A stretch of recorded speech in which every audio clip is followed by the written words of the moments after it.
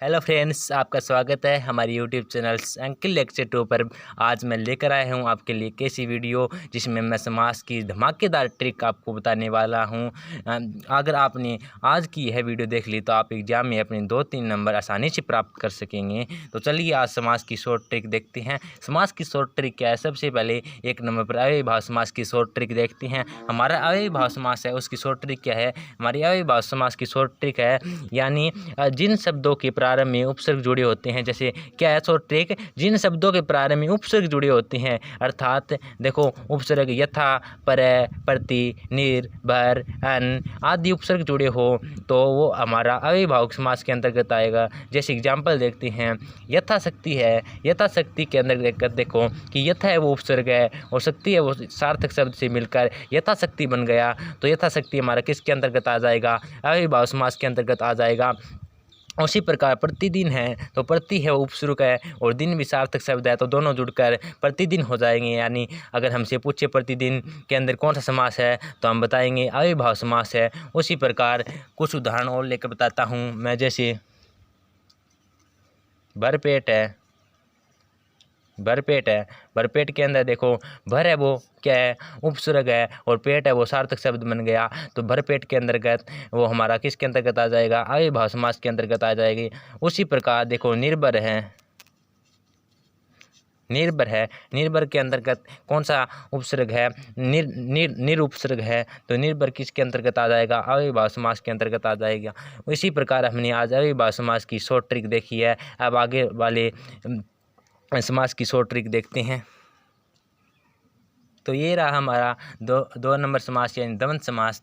तो द्वंद्व समास की शॉर्ट ट्रिक क्या है? द्वंद्व समास की शॉर्ट ट्रिक है जिन शब्द यानी जिनमें विलोम शब्द आए या फिर पूरक शब्द आए वो किसके अंतर्गत आएंगे? द्वंद्व समास है।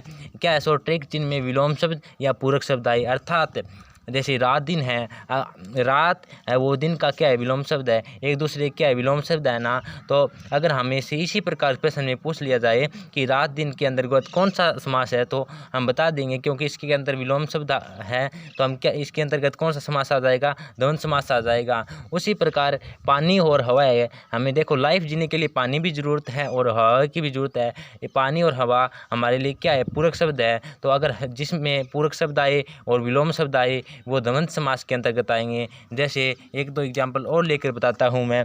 जैसे ऊंचा नीचा है। ऊंचा नीचा है तो इसके अंतर्गत क्या हो जाएगा? ऊंचा नीचा। अगर ये पूछ ले कि ऊंचा नीचा में कौन सा समास है तो हम बता देंगे द्वंद्व समास है, क्योंकि ये एक दूसरे की विलोम शब्द है। यानी जिसमें विलोम शब्द आए और जिसमें पूरक शब्द हो वो हमारे द्वंद्व समास के अंतर्गत आ जाएंगे। तो चलिए अगला यानी 3 नंबर समास की शॉर्ट ट्रिक देखते हैं। तो चलिए आगे वाला समास यानी बहुब्रीहि समास। तो बहुब्रीहि समास की शॉर्ट ट्रिक क्या है? बहुब्रीहि समास की शॉर्ट ट्रिक है यानी पहचान है जिस शब्दों के अंत में अर्थात आए। यानी जैसे मैं कहूँ कि 10 आनन है, 10 है आनंद जिसके अर्थात, इसके अंत में मैंने अर्थात लगाया ना तो यानी 10 है आनंद जिसके अर्थात रावण। तो देखो 10 आनन, 10 आनन, 10 आनंद जिसके 10 है आनंद अर्थात रावण। तो इसके अंतर्गत लास्ट में हमने रावण लगाया ना तो जिसके अंत में जिस शब्दों के अंत में अर्थात आए वो हमारा बहुब्रीहि समास के अंतर्गत आ जाएगा। जैसे नीलांबर, नीलांबर, नीले है अंबर अर्थात नीले है अंबर अर्थात शनि। जैसे पीताम्बर, पीताम्बर पीले है अंबर अर्थात इसके अंतर्गत भी हमने अर्थात लगाया यानी पीताम्बर पीले है अंबर जिसके श्री कृष्ण। इसी प्रकार हमने बहुब्रीहि समास की भी शॉर्ट ट्रिक देखी। तो अगर आपको इस प्रकार हमारे वीडियो में शॉर्ट ट्रिक की वीडियो पसंद आ रही है तो लाइक करना मत भूले। एक लाइक तो बनता है। तो चलिए हम आगे वाला समास यानी 4 नंबर समास देखते हैं। तो देखिए आगे वाला समास यानी तत्पुरुष समास। तत्पुरुष समास की शॉर्ट ट्रिक क्या है? तत्पुरुष समास की शॉर्ट ट्रिक है जिस समास शब्दों को अलग करने पर कारक चिन्ह आए, यानी क्या है, जिस समास शब्द को अलग करने पर कारक चिन्ह आए, यानी जैसे कारक चिन्ह है का, के, की, पर, को, के, लिए आदि अनेक कारक चिन्ह है। यानी कारक चिन्ह तो आपने पढ़ रखी है, वो अगर कोई भी शब्द है उसको अलग करने पर कारक चिन्ह आए तो हमारा तत्पुरुष समास होगा। जैसे राजमहल यानी राजा का महल, राजा का महल, राजा का महल। जिस प्रकार हमने शब्दों को अलग किया तो इसके अंतर्गत बीच में क्या आया? का क्या हमारा कारक चिन्ह है, का जिसके अंतर्गत आएगा वो हमारा तत्पुरुष समास होगा। उसी प्रकार जैसे शरणागत,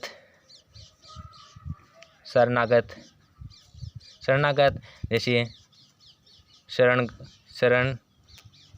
को गत, यानी इसके अंतर्गत भी बीच में हमने शब्दों को अलग किया तो को आया। को है वो हमारा किसके अंतर्गत आएगा? कारक चिन्ह के अंतर्गत आएगा। जो हमारे कारक चिन्ह के अंतर्गत आएंगे वो हमारा तत्पुरुष समास होगा। तो शरणागत भी हमारा तत्पुरुष समास होगा। उसी प्रकार अन्य उदाहरण भी हमारे जिसके अंदर बीच में का, के, की आए वो हमारे तत्पुरुष समास होंगे।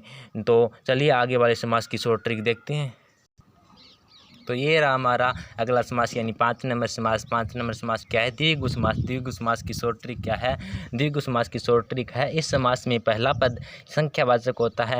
यानी द्विगु समास की शॉर्ट ट्रिक है, इसमें पहला पद है वो क्या होगा? संख्यावाचक होगा। जैसे एग्जाम्पल के तौर पर समझाता हूँ। नवग्रह, नवग्रह के अंतर्गत पहला पद क्या है? नव है। नव का मतलब 9 है, तो इसके अंतर्गत 9 क्या है? संख्यावाचक के अंतर्गत आता है। उसी प्रकार चौरा, चौ का मतलब 4 है, और सत सही, सत का मतलब 7 है, यानी पहला पद है वो संख्यावाचक हो वो हमारा द्विगु समास होगा।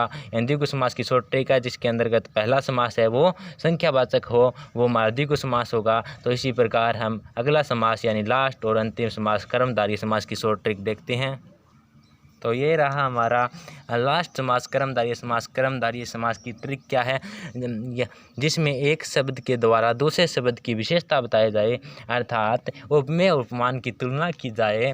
क्या है? जिसमें एक शब्द के द्वारा दूसरे शब्द की विशेषता बताई जाए या उपमेय उपमान की तुलना की जाए। जैसे मैं एग्जाम्पल लेके बताता हूँ आपको।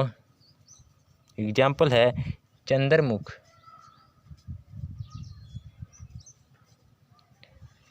यानी चंद्र के जैसा मुख, चंद्र के जैसा मुख, चंद्र के जैसा मुख। इसमें क्या है? देखो चंद्र के जैसा मुख यानी चंद्रमुख।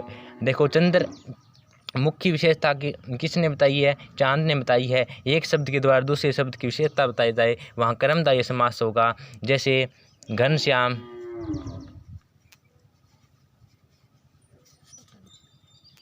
घनश्याम, तो श्याम, घनश्याम का मतलब घन जैसा श्याम, तो श्याम की विशेषता घन ने बताई। तो उसी प्रकार जिस प्रकार एक शब्द के द्वारा दूसरे शब्द की विशेषता बताई जाए वो हमारा कर्मधारय समास होगा।